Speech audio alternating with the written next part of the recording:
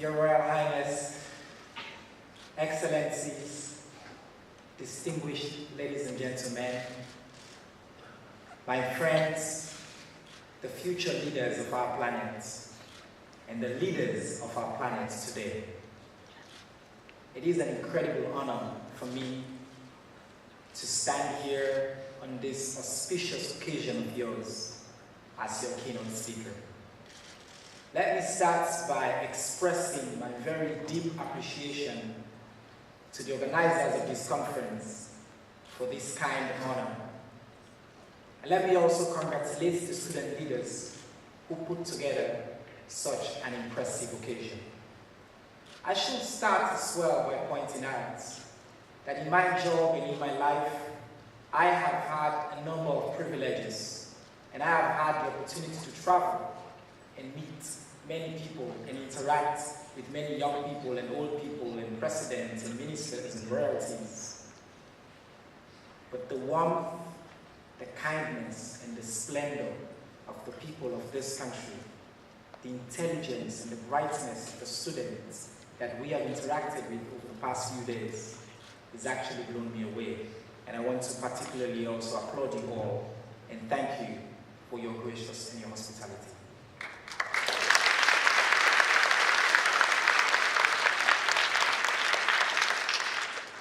I want to speak this morning about the power, the transformative power of education. So let me address you actually in your mock capacities as delegates of the United Nations, where I have the privilege of working all the time. In the year 2015, the United Nations passed what they call the Global Development Goals, the Millennium Development Goals. And goal number 2 said that by 2015, every child, irrespective of where they are, where they're born, who they are, should have the opportunity and the privilege to go to school. 15 years on, the fact sheet is pretty jarring. 59 million children around the world are out of school. 121 million adolescents and children are out of school. 61 million girls are kept out of school. This morning, and in preparation for this speech, I took a look at all the numbers as well. And I wanted to share some additional numbers to you as delegates as you begin to think about the issues you'll be discussing over the next couple of days. More people in the world have access to mobile phones than they do to a toilet. Only 1 in 10 have access to safe drinking water. 500 million women of the world are illiterate. They cannot read and write. So let's take a step back. It's very easy to think about these numbers just as numbers. So I wanted to present to you the implications for these numbers. And I want to present those implications in the stories of 3 individuals. One is a 12-year-old girl in Swat Valley in Pakistan.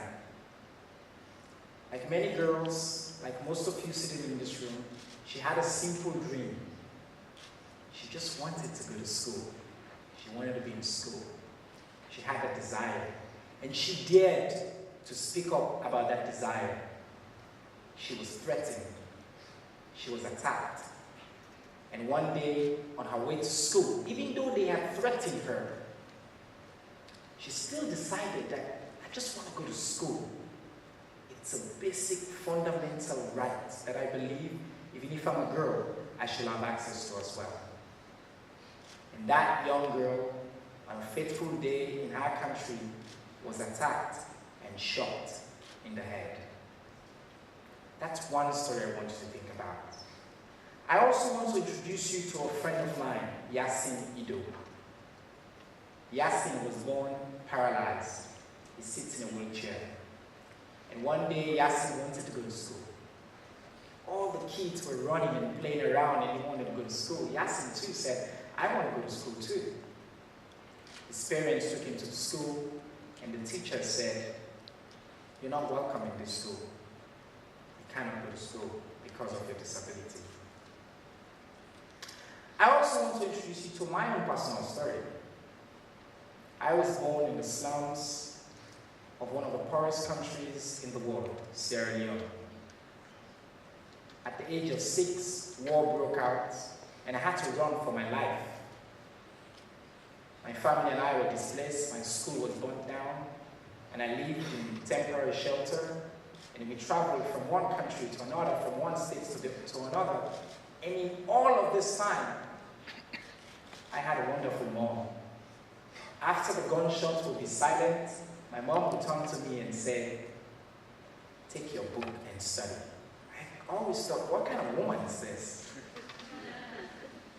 But she said, the only way out of the poverty and out of the hopelessness that conflict defined for us was through education. I tell those 3 stories as challenges, but I also want to draw your attention to the transformative power of education. That 12-year-old girl is now 18 years old. She's won the Nobel Peace Prize. She's inspired a generation for education. She's spoken around the world at the United Nations, where I had the opportunity to introduce her when she gave her first big speech at the UN.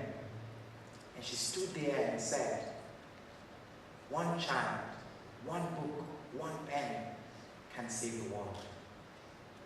A 12-year-old girl inspiring the world. Yasin Ido, this young man I told you about in his wheelchair, he decided, despite all those challenges, that he still needed to go to school, and he wanted to go to school. He taught himself at home. He got a teacher who came at home and helped him.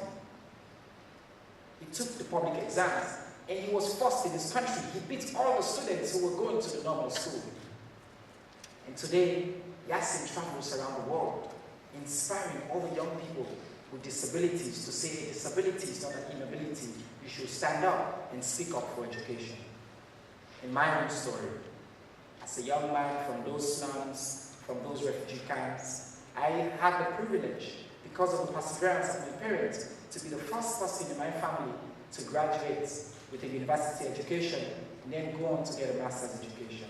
And because of that education, as a 15-year-old, I started organizing for the young people in my community. I set up an organization and said, we want children's rights, we want education to be made a right to every child in my country.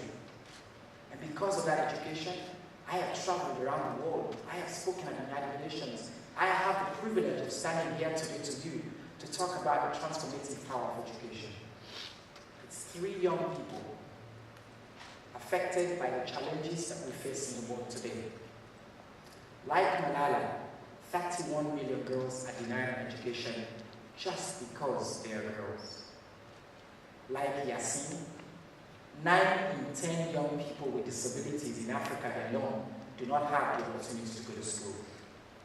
Like me, many kids, 32% of the 59 million kids who do not have access to go to school is because of conflict and emergencies. What our stories represent is not the challenges, it's the possibilities. And that's what I want to speak to you about today, ladies and gentlemen and excellencies. It's the possibility of education. It's about transforming this world. And you ask yourself as young people, where do I come in? And that's the answer that I want to bring to you. You are the biggest generation of young people in history. You are also the brightest generation of young people in history. You are also the most connected, the most informed, the most traveled generation of young people in history.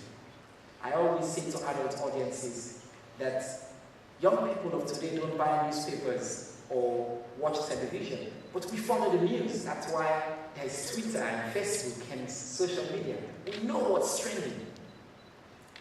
That privilege, the opportunity of what we all have, and the incredible education that you have, and this great forum that we are at today, that gives you the opportunity to learn about education and speak up and understand and organize, is an incredible opportunity. We can't define the world that we want. And I challenge you this morning, excellencies, ladies and gentlemen, my friends, that when you talk about education, when you ask yourself, why is education important? Think about Malala. If she did not get the chance to go to school, she would not have had the opportunities that she had today. Think about Yasin.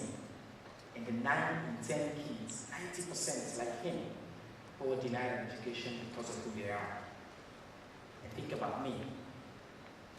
Many kids that I grew up with from those slums, and those displaced camps, and those refugee camps, will not ever have the opportunity to go to school just because of its conflict. It does not need to be so. And you and I can define and make the world that we want. And it starts with the transformative power of education. I urge you all to embrace this debate and to think about the world we want, because we can make that world. We can stand tall. You know, my mom always told me when I was a kid that you never stand as tall as when you kneel down to help another. There are 59 million kids in the world who are out of school. We can all be taller. Thank you so much.